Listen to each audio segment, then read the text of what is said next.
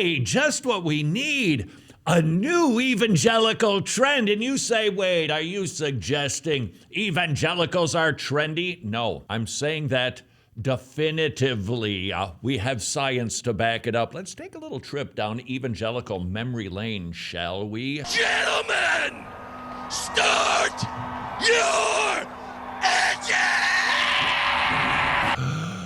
The Prayer of Jabez, Bible Man, Experiencing God, Wild at Heart, WDJD bracelets, Purity rings, I Kiss Dating Goodbye, The Case for Christ, The Purpose-Driven Life, The Passion of the Christ, The The 5 Love Languages, Heavenly Tourism Books, Blue Like Jazz. I'm Second, The Love Dare, God's Not Dead, The Circle Maker, Crazy Love, Soul Surfer, The Harbinger, Jesus Calling. I think we've established the fact.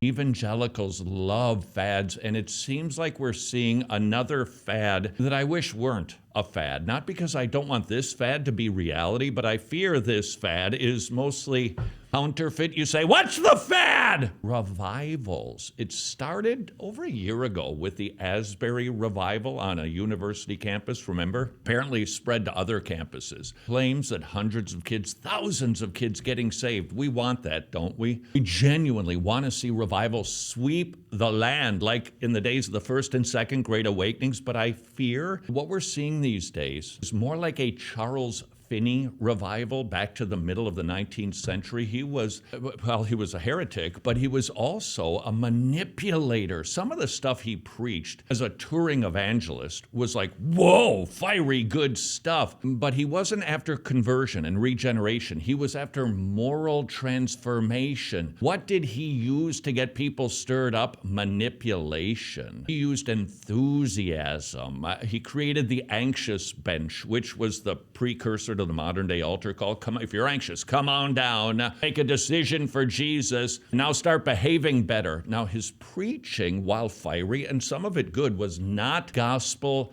centered. But I will say this, at least the revivals were based on preaching. The modern day revivals, you know what they're based on? Music. But they both have the same modus operandi. Enthuse people, manipulate people. Music is massive when it comes to these revivals that we're seeing kind of all over the place. University of Oklahoma, Lee University, Florida State University, Texas A&M.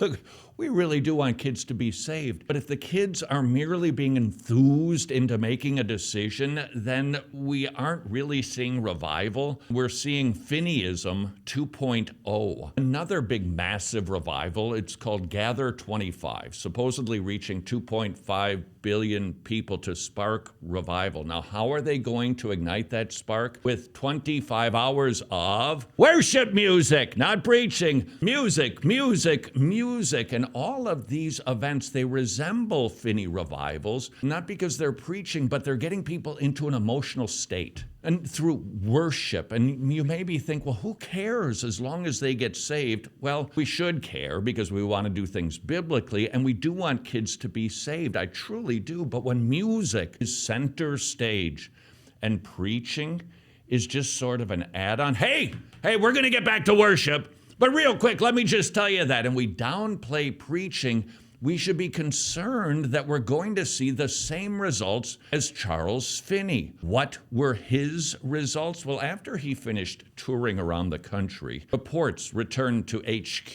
The people who made a profession of faith were actually acting worse since they've been saved, presumably. So some individuals decided, well, we got to go figure out what happened here. So the circuit riders were dispatched to investigate, and they discovered that the supposed converts were, as they called them, cold coal. They made a false profession of faith, and now their latter end is worse than the first, and their hearts are hard, and no matter what they tried to do to stir them and ignite them again, no success. Any circuit came to be known as the burned over district. Now we're starting to see revivals on university campuses and beach baptisms. There's another trend. They're in Tampa, Texas, California, what's being called a summer of baptisms, and truly, I really do hope people are getting saved, but if music is being used to emote people into the water, then we should be concerned. So there's a test and a challenge simultaneously to see if these are genuine revivals. Do revivals. If you're an organizer of a revival, I say go for it. But here's my challenge. Leave the instruments at home. In fact, try this. No singing whatsoever. Or if you're going to do some singing, treat it the way that typically these revivals treat preaching. Hey, we're going to get back to the preaching, but real quick, let's just sing this song. What would happen if music were removed from all of these revivals and preaching were the centerpiece? Because that's what we see in the Bible. Jonah didn't go to Nineveh with a band and a 3-hour set of music from Hillsong. The 12 disciples were not the 12 musicians, the backing band, the emotive band to get ready so that Jesus could walk out and, just do a little bit of preaching. In fact, Jesus commanded the disciples to preach. Jesus esteemed preaching as the preeminent task of the evangelist. All preached, and people got saved without a single synthesizer creating the mood.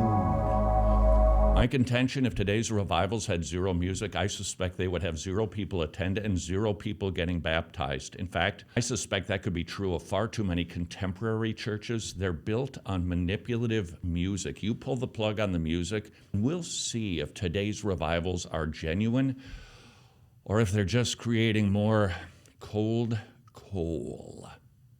Discuss. Confusion, fear, and much pressure to abort one's child. Preborn Ministries walking alongside women, providing free ultrasounds, which means 80% of the time they choose life. Our goal at Wretched, 7,000 ultrasounds this year. May I ask, how many babies' lives could you save? Preborn.org/wretched.